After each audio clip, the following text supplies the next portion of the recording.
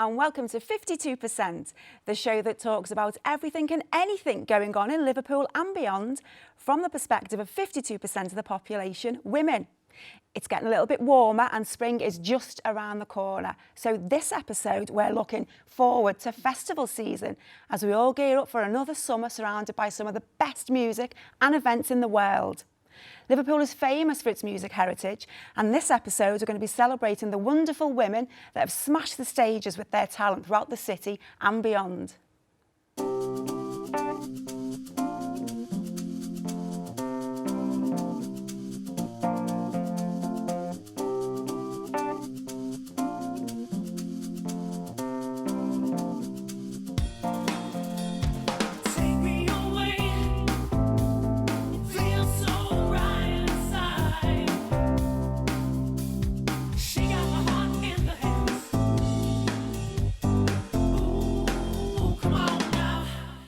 With us today is punk legend and all-round superstar, Jayne Casey, who has been rocking the stage since the 70s with one of Liverpool's first punk bands, Big in Japan, followed by her next band, Pink Industry. She was also a key player in getting the city onto the global cultural map with Capital of Culture and now runs District in the Baltic Quarter.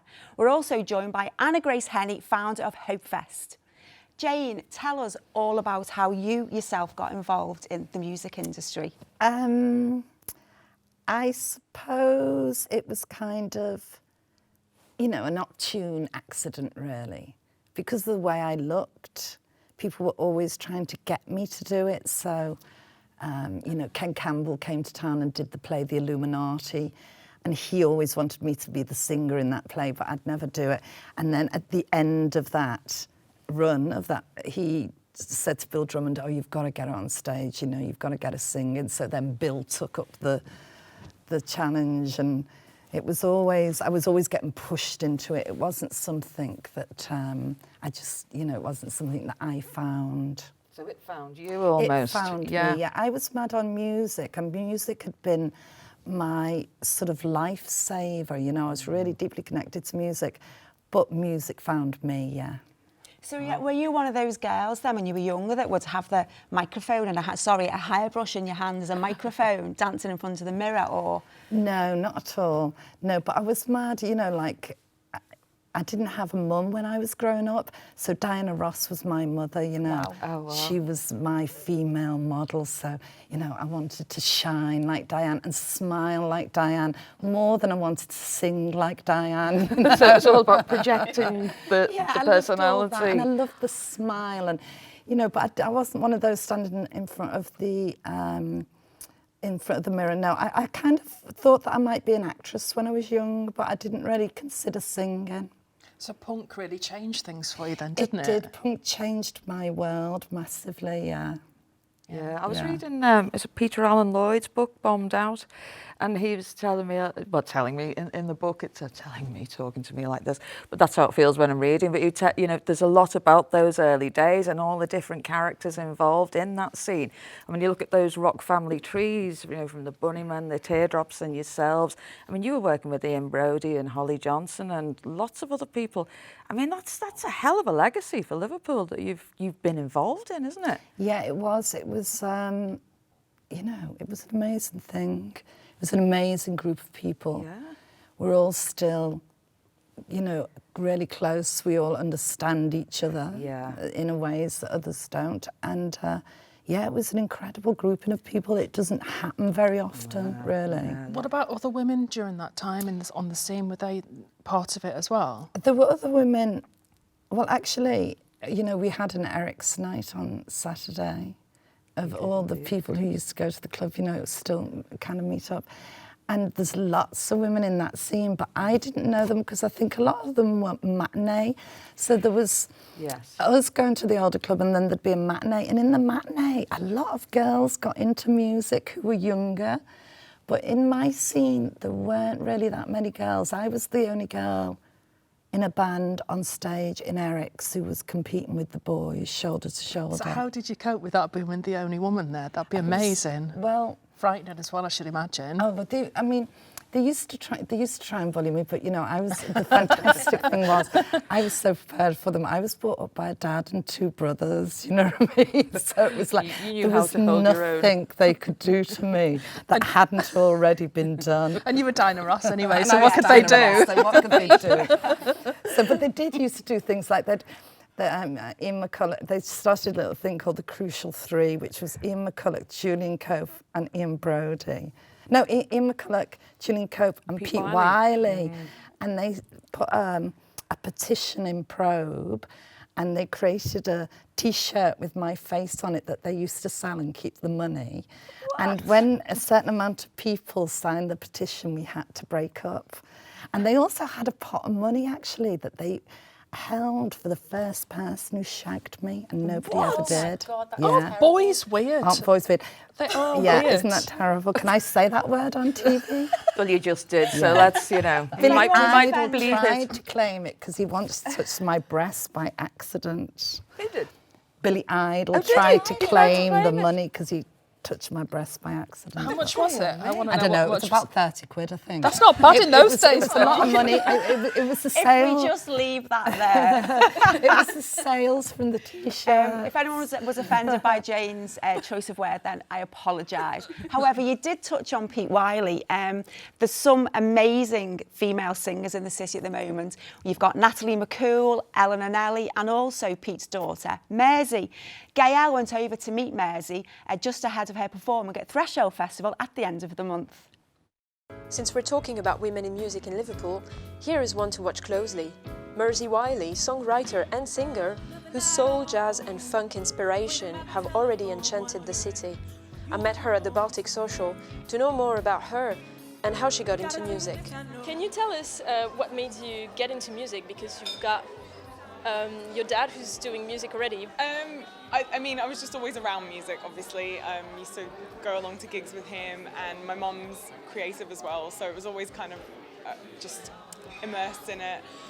So I never really thought about doing much else. It was always kind of just seemed a natural fit, but I took quite a weird kind of path to get to where I am today. I ended up studying classical music and took up the saxophone and stuff like that, so it was I sort of wandered around in different versions of it, but it was a natural fit for me. I couldn't really imagine doing it much else.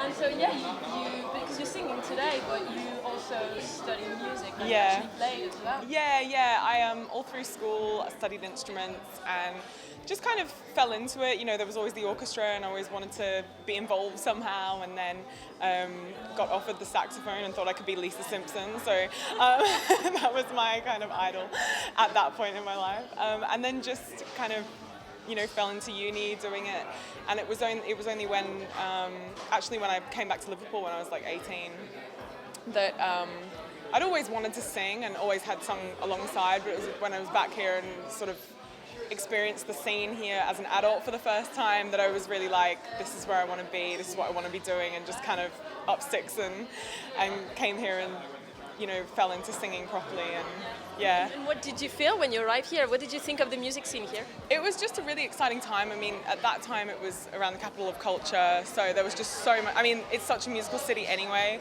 but there was just so much going on at that time, and it was just so vibrant, and seeing it in that way as opposed to when I was growing up, you know, just as a family town kind of thing. Seeing it in that way for the first time was just so exciting, and it just seemed like there was just so much going on and so many people that were so excited about music all the time. So yeah, it was just really called me. So yeah, that was like almost 6 years ago then? Yeah, I've been here for, I didn't move at that time, I was just visiting then, so I've been living here for 6 years now, and haven't looked back just yet. Do you want to stay here then? I think so, yeah. It was, to be honest, I kind of first came here as a stepping stone to going down to London, thinking, you know, that's what everyone does, and 6 months turned into a year, and a year turned into 2, and 2 turned into 6. So it just, every time kind of thought about maybe it was the time to go down to London again. Something else here just, I don't know, just kind of reminded me why I was here, and yeah, I can't imagine being anywhere else at the moment. And there's been like collaboration as well. You've been part of festival. I'm gonna meet later Kaya, who's the creator of the Threshold Festival. You've been there. You were there last year.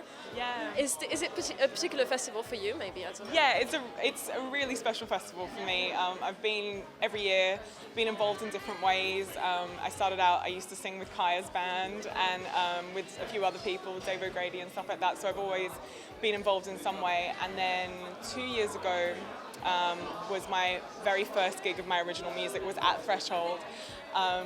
And then last year was my first gig with the full band, was at Threshold Festival as well. So it's a really special festival for me. And it's such an exciting weekend anyway, there's so much going on. But it's also, they've been so supportive of my music and always given me chances when, I didn't have a lot to kind of show them to give me those chances. So yeah, it's a really special festival for me. And so this is the first festival of the year as well, I believe, for you. Can you tell us maybe what's lined up for you this year? Oh, yes. I think it's going to be a really cool year. I can't tell everything that's going to be happening just yet, but it's obviously we've had the first recording come out in January, so hoping to do a bit more recording this year. The band is sounding amazing, so hoping to gig more with them and maybe some big gigs, maybe outside of Liverpool as well. So yeah, there's definitely some cool stuff coming up, but yeah, Threshold's a great way to kick off. Thank you so much, Mers. Oh, Thank you. It's such a pleasure. Thanks for having me.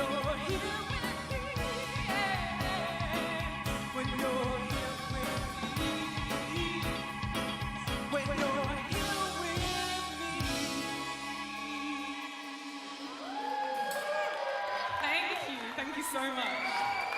Thank you.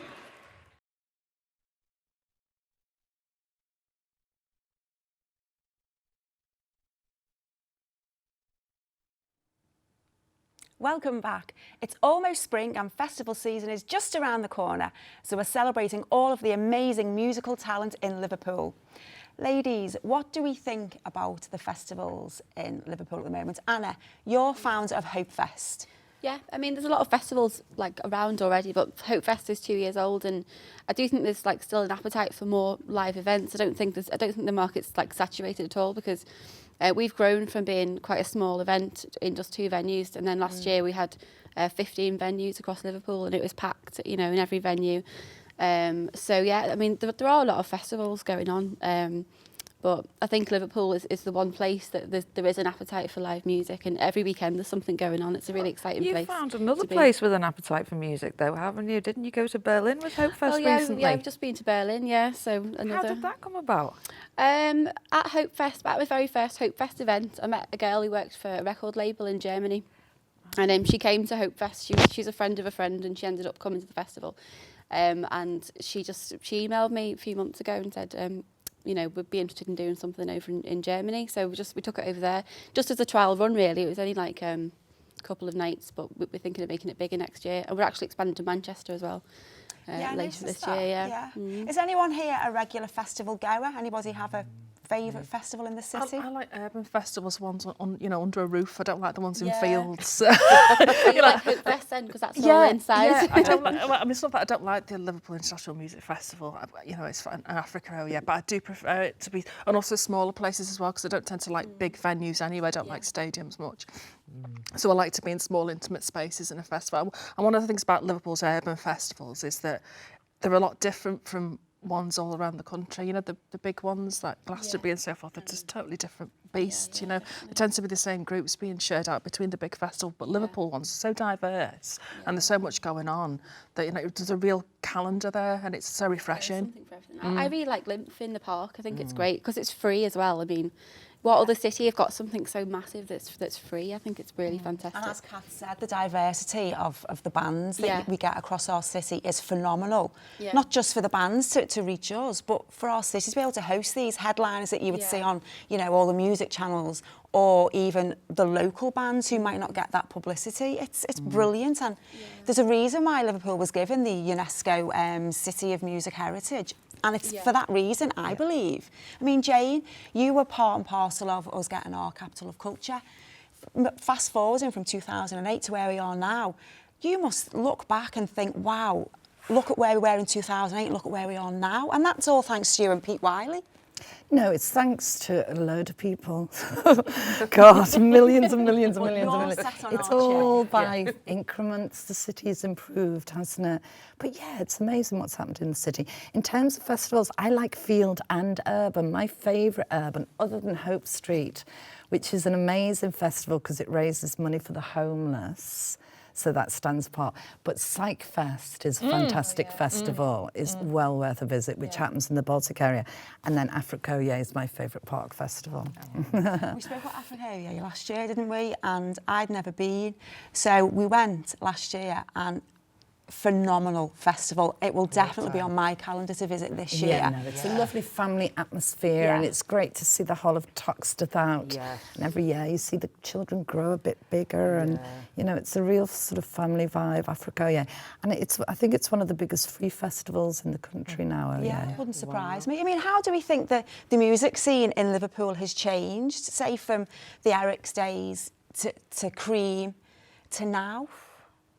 There have been a lot of changes over the years, but the one thing that's remained solid, I think, within that is the level of creativity within this city, and the, for want of a better word, the courage of the musicians to keep on pushing forward and to have that. Well, there's a stamina there that I don't see in other cities, you know. I just feel like there's something different about Liverpool. Liverpool's like it's a little country all on its own. in the water, That's, isn't Yeah. I think the main thing that's changed, though, is there used to be an economy. So as a young independent musician, you could, you know, put an economy together, whereas that has become really hard for the musicians. The ones that are hanging on by the skin of the teeth. You know, the industry has absolutely failed them in many ways. So that, I'd say that's the biggest change. It's harder for the young musicians Do to you think earn that's money. possibly to do with the likes of downloads Yes, now? to do with everyone downloading for Yeah. free. So you used to make an album, and you know, I had an independent record label, and you'd sell that album for £10, and you'd get £7 out of it. And then you get your tour money, and you know, you could build an economy. So if you're selling like 20,000 albums, you're kind of able to live, but that doesn't happen now. Everybody's really trying to find a way to make it work for the musicians, but it's hard. I think that a lot of them just make the money from merchandise, don't they, really, now, rather than the bits and records, which is like bobs. not fair at all, because all the No. hard work and talent going into making this music, and you know, people get 10,000 plays on Spotify and they'll only get about, you know, a few quid for Yeah, it. no, you're absolutely right. Terrible. It's really. Do you think it's... Sorry, I Kath. don't know how young bands manage to tour as well, you know, because there's less development deals and less sort of advances and so forth. How does a group of working class kids get a band together, put the money for rehearsals, which costs a bomb, record it, and then how do you tour? You can't tour, you know, Oh, because it's there's so no money difficult. for touring. I mean, now, Sugarman you know. went out to Austin, Texas today for that festival out there, and you know, they found out 3 weeks ago they could go, and they needed £2,000 to go, so everyone kind of chipped in to get them there. And then, you know, Saturday night the lead guitarist is working behind the bar, you know, because he's going to get 50 quid, and that will be the only money he's got to spend out there. You know, it's really... It's a struggle, isn't it? The kids, they end up, you know, the van will break down and they're in Bristol and they haven't got a penny and they have to sit round all day without a penny to go and eat. You know, it's hard life. Do you think that's going to mean that sort of more middle class Yeah. musicians are going to do well? Yeah. And especially girls and working Yeah. class kids aren't going to I thrive think as much, so. are they? I think so, yeah. I don't know how the working class kids will be able to do it in the future. I think we're seeing the beginning of that. We've still got a load of working class bands in Liverpool. Everyone's trying to support them and find a way for it to work for them, but nobody can. You know, we've had Alan McGee in town trying to look at different ways. We just, who knows what's going to work for them. Do you think it's even more difficult for girls to get in? I mean, you said you were just plucked from obscurity almost. And when you hear stories, the other week, for example, which we touched on, Kesha, and the trouble she's gone through with her record company, do you think it's even more difficult for girls these days to make it? Or do they have to go down the casting couch almost? I think, you know, in many ways it's a pretty level playing field. The music industry is horrible, you know, and it's To everybody. To everybody quite equally. It's cruel, it's judgmental. You know, it's as judgmental to the good-looking boy as it is to the good-looking girl. Yeah. You know, there is kind of some equality there. I think the girls, you know, you have to be able to fight. You know, you have to be able to fight as a woman to stick it out there. I mentor some, you know, young women will find me for a bit of mentoring, and I had a production girl recently who I was mentoring, and some of my New York girls were mentoring her as well. And she's the sweetest thing, right at the front line of production on the road. And, you know, we're all like that to each other, you know. If you could give her one piece of advice, it'd be how to do a good left hook. Yeah. It really would. And, you know, I was talking about it with the New York girls, and we were all laughing because we can all do a left hook, and we've done one many times. The little girl goes on tour, ends up in a situation in a hotel room, the guy she's working for. We were like, that's it, I told you, somebody needed to teach her how to do a left hook. It's at that level, the predatory level, it's harder for women, I think. It's quite worrying, that, really, isn't it? I mean, you know, we've said before that perhaps the industry, the way it's going, is it something that you'd encourage your daughter to go down? No, I mean, this young lady in particular, she was at the front line of production on the road, and I just felt it was the wrong place for her to be. Funny enough, she went into a more corporate end, and that's where she just run into problems. You know, so it's kind of... Yeah. You know, it is out there. It's quite a predatory world for women anyway, isn't it, in the corporate world? So I think in the music industry, you just forget that there's a lot of really dysfunctional people in the music industry. That's why we remain friends for life. We understand each other in a way that nobody else can. And you know, nobody's pulling your dysfunction, and you're actually loved for being dysfunction. So, you know, these are the people who are kind of making decisions, and so it can get a bit scary out there for girls, I think. Anna, do you find any problems when you're going to see venues or what have you? Really, I mean, I think when Hope Fest is sort of on and I'm in a venue, people, you do get a different attitude when somebody realises like that, you know, you're the boss sort of thing. At first, you just think, oh, who's this idiot girl sort of thing. Do you know what I mean? But I don't know if that's to do with being a woman or not. I don't know. I don't think that, like day-to-day life, there's any prejudice towards women nowadays, like in the music scene. Obviously, if in a situation that Jayne was just talking about, it's a bit different, but yeah. I haven't had any boundaries up against me, I don't think, no. Well, that's good to hear, anyway. Yeah. We're going to take a short break for a moment, but stay right where you are, because when we come back, we'll be looking forward to the first festival of the season, Threshold, which is happening in just 2 weeks' time. We'll see you just after the break.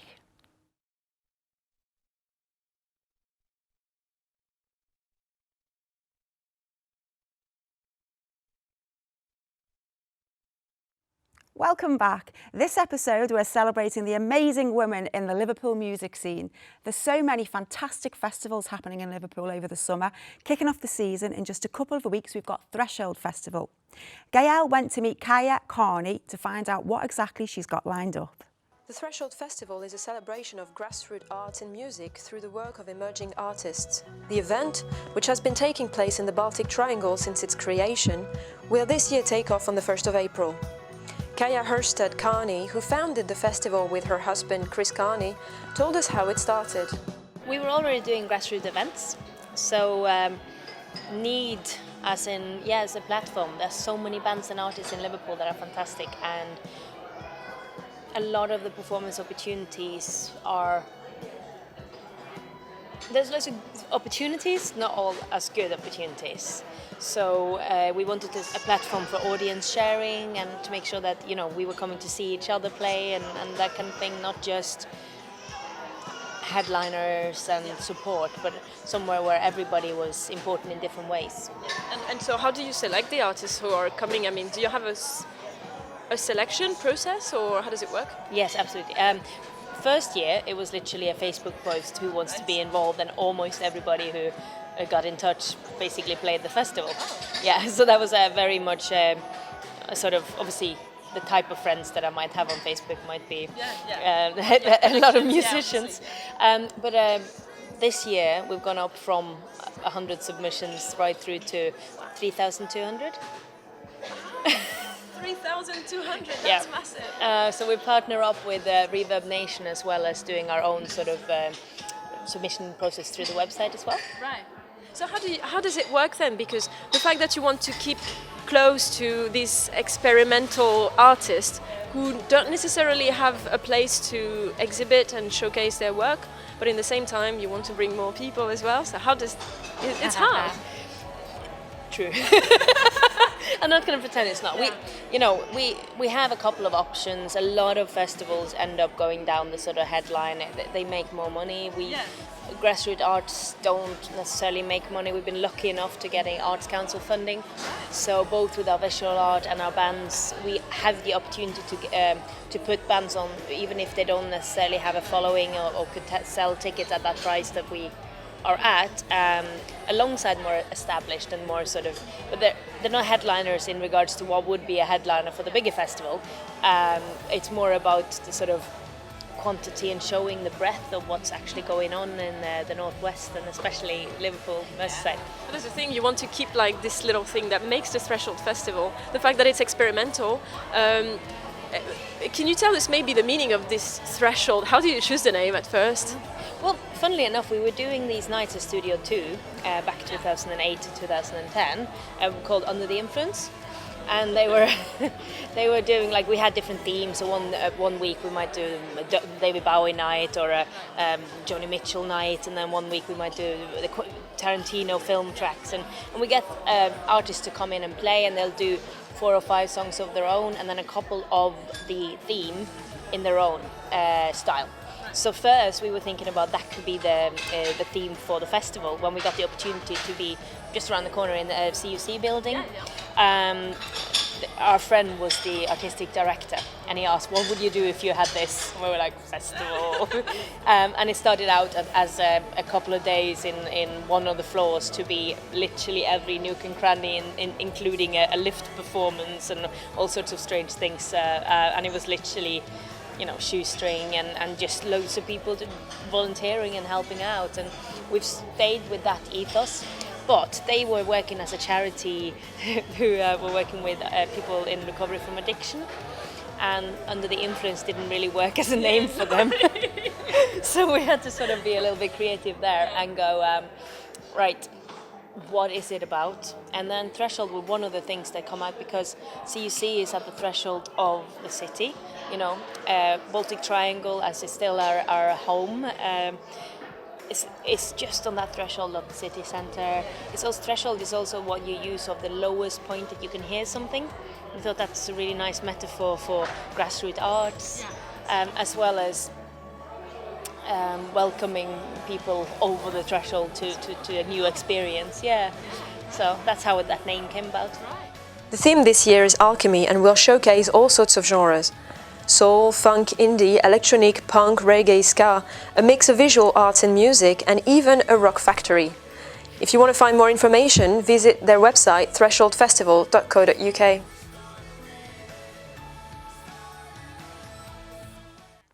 So District is one of the venues that Threshold are using this year. What have you got planned there, Jay? Anything in particular? I'm not sure of Threshold's programme, actually. They bring a full programme in, but it's always very interesting, the Threshold. Every festival has got its own identity, and Threshold is Kaya came out of Lipper originally, didn't she? So it's kind of, it's a very quirky, interesting festival, Threshold.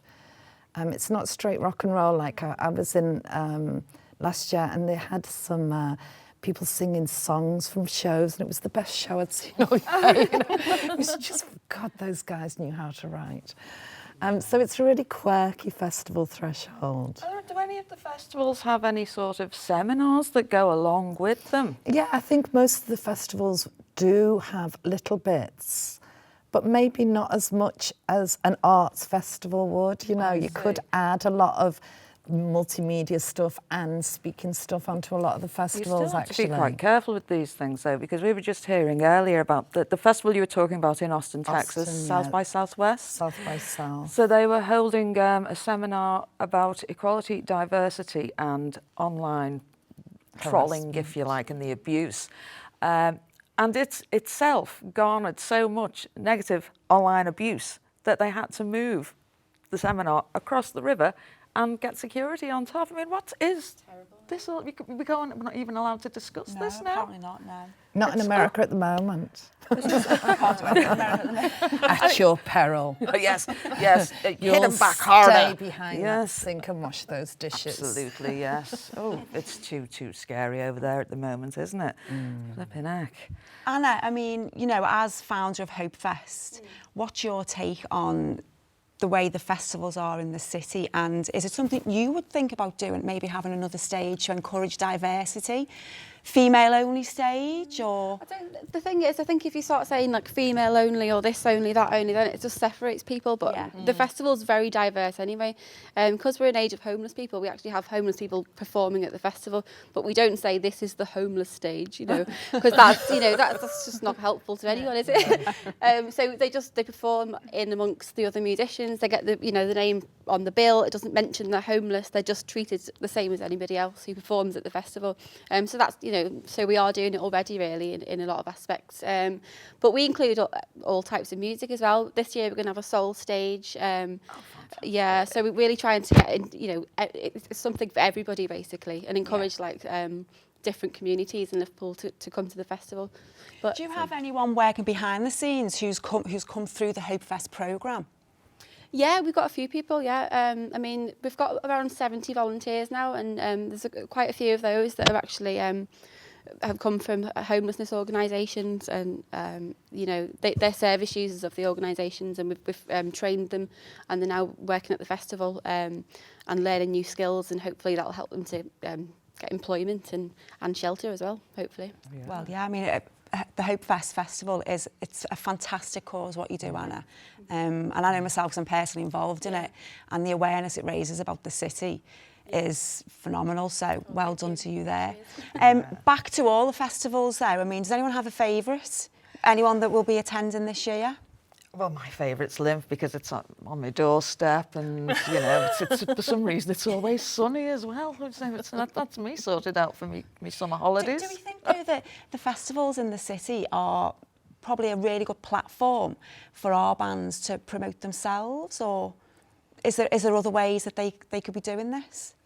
Well, we were talking in the break, weren't we, about the difficulties bands are having in not only being heard, but being paid to be heard. So I think it's more the point is, how can they be getting paid for these performances? I think it's sort of the punter's responsibility to support local music lovers. It's our responsibility as music lovers to support local artists, right? And that includes not trying to jump on the guest list permanent. Because I go to some shows sometimes and I know at least half of the people in the crowd are on the guest list. Not acceptable. If you're only paying 5, 6, 7 quid, you know, that's all is on the door for a lot of small bands. Just pony up and support the groups, because if we don't, there's not going to be any working class kids doing music anymore, and that their voice will not be heard. And it is a problem in Liverpool, because I always think Liverpool's guest list city. Because some shows, it's just ridiculous. People need to start paying for the tickets so the artists can go and develop themselves and be successful. I mean, in terms of like the guest list thing, it's also supporting the venues, the small Yes, independent venues, because if you don't pay, then, you know, no one's getting any money, and then it's all going to fail, and then what is there left? There's going to be no culture left. So everyone needs to just get in and support it, I think. So is that basically what the music industry is like now then? So because there's so many options to download your music for free off the various sites, the guys are making, or the girls are making them profit from merchandise and ticket sales at doors for the venues like District, Magnet, etc. That's basically how they're earning their living. They don't really earn from the live shows. I think once you get big, you start earning from the live shows. But the small bands that we all love to see, you know, they're only getting a couple of £100, aren't they? Yeah. They're not living from it. All they're doing, and they have to hire a van to get there, and you know, they have to have a drink. So they're just learning their trade really at those type of shows. You know, you have to be on quite big tours constantly to be able to say, I'm making money out of touring, and you have to be selling a lot of T-shirts. You know, if that's your living, it's an awful lot of T-shirts. So they're basically doing it for the love of the music then? Yeah, they do. Just getting expenses, either expenses or they're in debt. It shouldn't be acceptable that creative people are doing what they do for the love of it. It's a real shame. And that goes across the board. you're not seeing We'll the have to impact leave of it this yet. here, unfortunately. We've got to go to a break. And after our break, we'll be back with What's Trending. See you in a few minutes.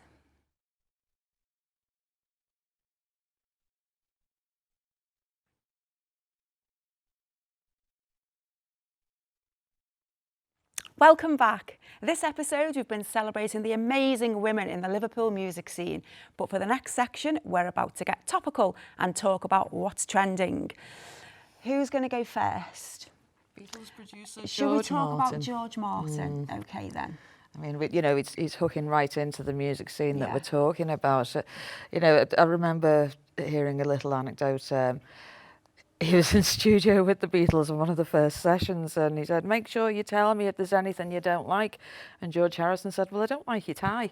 And I think it was this sort of, you know, it was the humour and the charisma that the Beatles had that led George Martin to work so enthusiastically with them for so long. Yeah, I think a lot of people don't realise that when when they started working with George Martin, no one wanted to sign them because they'd gone to every record label, you know, famously, you know, not backed by Decca, weren't they? Yeah. But they were at Last Chance Saloon, sort of, and it's amazing now. You think if George Martin hadn't hooked up with them, then maybe pop music would have been very, very different. Yeah. Because you're thinking like the Beatles progressed so much over those few years and all that changed. revolutionary work with you know, Sgt. Pepper's and Strawberry Fields and everything, you know, and bringing strings in on songs that they didn't think about having strings on it. And it was such a fab collaboration, wasn't it? He had a bit of a background, I think, in classical music, Yeah. so that's how he brought the strings in. And I think, if he, as you say, if he hadn't been involved, then the music we listen to now could be totally different. You know, he was and he recorded Jerry and the Pacemakers as well. Did he work with Scylla as well? And Stiller, yeah. He did You'll Never Walk Alone, he produced that, I think. Well, we won't talk about that. Yeah. Jane, do you think it's right that he's called the fifth Beatle? I think it most probably is, yeah. I've never listened to the Beatles, actually, so I'm not very good on this, but I do like George Martin, and, you know, I think he's such a debonair gentleman, isn't he? You can see why those working class lads loved him. You know, they must have had a great, just giving him loads. Oh, yeah. But, yeah, he's an amazing, you know, will be remembered for his use of strings in pop music, I think. As a producer, sorry. So his role as a gatekeeper as well, because if obviously the Beatles had been picked by him, then you know it would have been very, very different. Yeah. But as a producer, do you think perhaps more record producers should be given recognition in music? I think they do all right as it is, especially in black music. It's the musicians that aren't getting the credit at the moment. There's, you know, so I think, you know, sound engineers and producers are the ones who do okay. You know, they always get paid and they get their names on the sleeve, record sleeve, metaphorical record sleeve. I think it depends on the artist, doesn't it, as well? Because some producers and sound engineers don't really have that much input into the final sound, but whereas others are like, you know, heavily influenced in it. Yeah. So it just depends, I think. Yeah. Yeah, George created that sound, didn't he? Yeah. You know, it's. He definitely created that sound. Yeah, he will be fondly remembered by all of us. I think with production as well, sometimes less is more. So it, you know, just because someone has a light touch doesn't mean they're not as impressive as someone who's put a grand string section in there. We've been looking at George Osborne, and we've got the budget on Wednesday, Wednesday, Thursday, sometime. Anyone have any particular thoughts about the... I could rant and I could scream. The cuts to PIP and disability benefit in order to fund the raising of the point where you have to start paying 40p tax. So it's like the middle class families are going to be better off, but the most vulnerable seem to be being persecuted with this. And the same thing is going with the pensions for women, isn't it? They keep changing the goalposts of when the pension age is going to come. How can we plan? If, you know, we think, oh, I'll be retiring then, get all this sorted out, and then, oh, no, you're not. Here's another 6 years. What have you. You know, as a woman, obviously, and as a mother of two, this is what gets my back up. I've had to stop working to have 2 children. So during that time, how am I expected, whilst I'm on maternity leave, to pay my contributions, as well as bring up the children who are going to obviously benefit the economy when they are of an age too? Yeah, I get penalised. And generally, it's the women. I am generalising, but it's the women who tend to look only after women can give birth. No, I mean, the bit I was about to say, yes, women can give birth, that's true. When we have elderly relatives who need caring for, it tends to fall to be the female's role, doesn't it? And I just don't know how we're expected to look after ourselves, and we can't look after anybody else until we're looking after ourselves first. They need to get that sorted. There's also like the thing with as you get older, your brain function slows down. There's dementia, you know, that's very, very common as you get older. So what happens then? What if people can't work, and you know, who's going to look after them then? Well, you go on to PIP, don't you? But then that's been pulled off, So that's been cut. So I don't know what we'll be doing. With, like MS could lose £150 a week. Which, I mean, that's an awful lot, isn't it? It's devastating for disabled people. I just can't believe we've done it, you know, or we're about to do it. I think, you know, there's that quote, isn't there, about if a society can't look after its most vulnerable, then what kind of society is it? It's my eldest son has a genetic condition, and I'm sure he won't mind me mentioning it because he's doing very, very well now. But during the growing period, he had a lot of problems with his knees and his hips, and he could hardly walk for 50% of the time. I don't know what we would have done without the Motability car. He's a big lad. He's 6'2". At the time, he was 5'10", and look at me, midget. Imagine trying to hoist that child around, carry him on your back, whatever. Yeah, no, it's and, just and it's the outrageous. Motability side of it that's being cut. Yeah. I don't know how these families are going to It's going cope. to stop disabled people from working as well. So in the long run, I don't really know how it's going to work out financially anyway, or for the economy, because they're going to not be able to go to work because they don't have that support to be able to do so and to be independent. Yeah, well, apparently Osborne, so sorry, but George Osborne's saying, but it's okay, we're going to put that money back into the infrastructure, into skills training and improving the roads, which will improve things for everybody, including disabled people. Well, disabled people aren't going to be too interested in the roads if they can't use them. Well, more locally as well, they're about to close Liskeard job centres. The people signing on, if you live in Liskeard or Wallasey, you're going to have to walk all the way to Birkenhead. You know, people, or unemployed people, can't afford to get the bus. I'm not being funny. So they're going to be walking. If they're sanctioned, they're going to be walking hungry. And it's like some weird dystopian novel that's just so dark that it's just unbelievable. And it's getting worse and worse. And the budget, the cuts. If you want to throw some bombs out, there's always money for some bombs. Yeah, there's always money for that, of course. Yeah, there's always money for that, and it's just the most poor and vulnerable of our society. Yet again, the ones being scapegoated, lazy shirkers, and it's a constant mantra that we're being spoon-fed, and people are starting to believe it, and it's awful. It's just it's cruel and it's Victorian. No, you're right. Very. We'll have workhouses by the end of next year. I can predict them. I can predict that. Well, on that prediction, let's go a little bit later. Did you know there's been a biscuit shortage? Now, I'm a girl who loves a brew, and I like a bicky with a brew. And fortunately, the bickies I like with my brew don't fall under this shortage. Kathy, don't you have a relation to? Oh, I have lots of connections with United Biscuits. It being my father's job as a programmer when I was a little kid, and we always had the big box of broken custard creams that I'd reach up and then I ended up working there as well. My husband was working there, and a couple of times I visited the Carlisle factory and ate the warm custard creams off the production line. But the thing is, this is a flood area, and there have been problems before. Last time the factory was flooded, and this is, you're talking about McVitie's, and they make lots of biscuits for Marks and Spencer's and all these people. They got a 1 million handout from the government, a grant to help them with that. Well, this time we're looking at a 50 million insurance claim.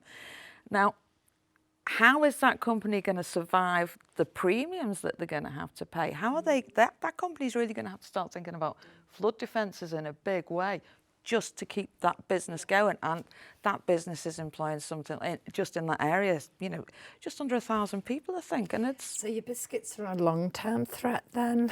Absolutely, yes.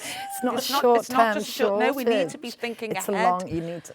Yeah, for dunking. If we're going to be dunking forever, you know, then we might have to start making them ourselves again, like the old days. It's a very British complaint, this, isn't it? Oh my word, we're running out of biscuits. Call the army. Nation that has bickies. We are such. Other people have sweet things, but in different form. I think we're the dunkers, aren't we? We have things we can dunk. What would you use if you didn't have biscuits? Well, with your cup of tea? they dunk croissants. Yes, we could do that. You know, there are dunking things, but we, you know, all our biscuits are designed to dunk really, aren't with chocolate on, really. No.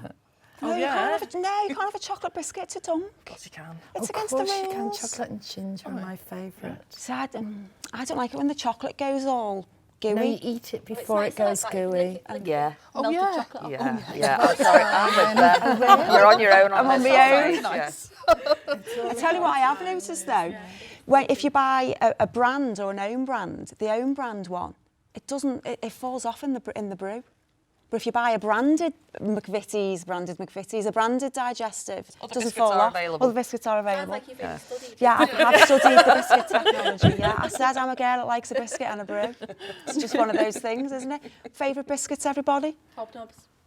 Chocolate hobnobs, actually. Oh, me too. I was going to say that, yeah. Jane, favourite Oh, biscuit? I like some sort of posh chocolate and ginger thing is my new biscuit. lovely. I think it might be from Marks and Spencer's. It's very nice. That's not very punk, Jane. No, it's not. It's really posh. I'm an Abernethy girl. Abernethy. It's made by Simmers, which again is part of United Biscuits, and it's just this. It's like a sort of shortbread come digestive, very plain looking thing, but to me it just melts in the mouth, and it's what I call heaven. And on that note of heaven, yes, that's all we've got time for today. Enjoy your brew and biscuit, whatever variety you have. We're going to be taking a short break over the Easter whilst the kids are on holiday, but we'll be returning to your screens, probably a little bit plumper after all those Easter eggs, on Thursday the 14th of April with a very special episode as we find out all about the fantastic charity that is Clare House Hospice. We'll see you then and happy Easter.